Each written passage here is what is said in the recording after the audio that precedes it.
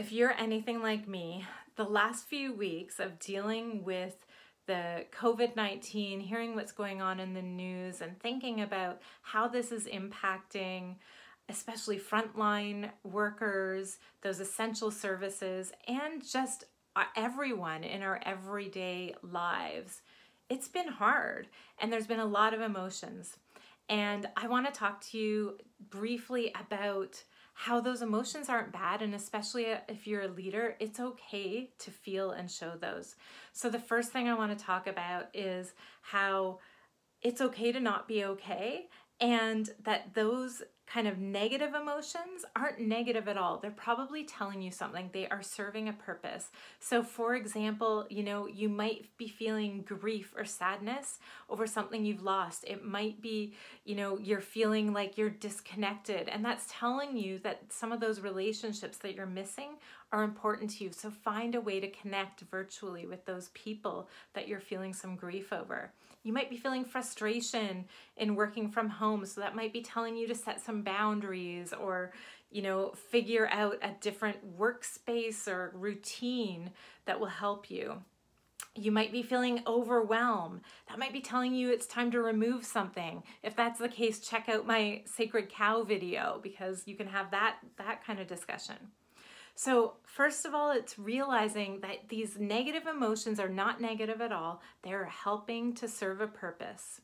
Secondly, it is realizing, especially if you're a leader, showing your emotions, letting people know how you feel. So I don't mean like raging at people, but I do mean telling people how you're feeling and what you're finding difficult. That is helpful in building trust and helping your team not be overwhelmed.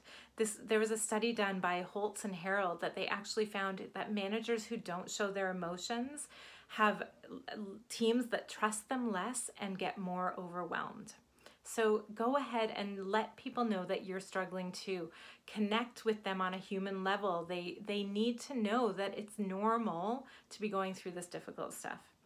The third and final reason I wanted to share is that dampening those emotions that are more difficult also dampens those joyful emotions that we also want to feel, right? So sometimes it is worth letting yourself kind of ride the wave of sadness or grief or anger or whatever you're feeling, so that you can also jump on that wave of joy when it comes. So don't dampen those quote unquote negative emotions. Take a look at what they're telling you.